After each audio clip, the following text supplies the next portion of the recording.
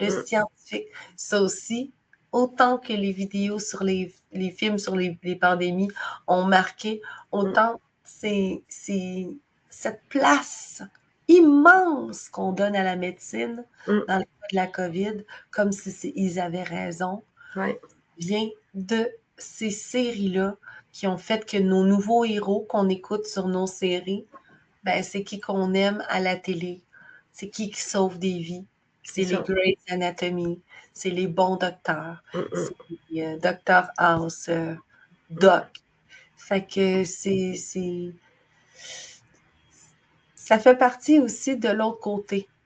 Puis quand on parle de science, Pierre Chaillot, j'aimerais ça qu'il remette bien des gens à leur place parce qu'une démarche scientifique, puis porter le nom de scientifique, ça part de loin, ça part aussi de leur façon de travailler. Puis dans tout ce qui a été mené dans la COVID, là, dans la fausse crise de la COVID, si vous avez le moindrement des connaissances en sciences, vous le savez que les processus scientifiques n'ont pas été respectés. Vous le savez que le fameux consensus scientifique, c'est juste une putain de croyance parce qu'ils l'ont dit, puis il y a du monde qui l'ont cru. C'est comme ça que c'est transformé l'information pendant la crise des dernières années.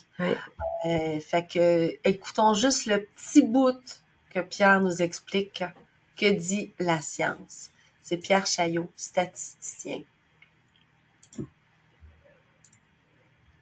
D'expliquer un phénomène à l'aide d'observations et ou d'expériences.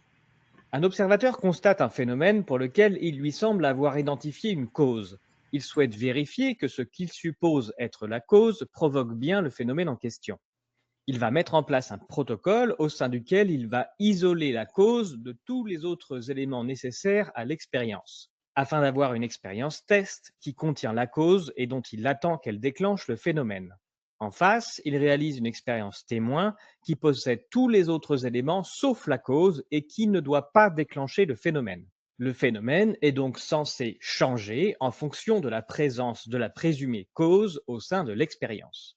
Si l'expérience est probante, alors le chercheur va publier ses résultats en expliquant clairement son protocole afin que d'autres chercheurs puissent la reproduire.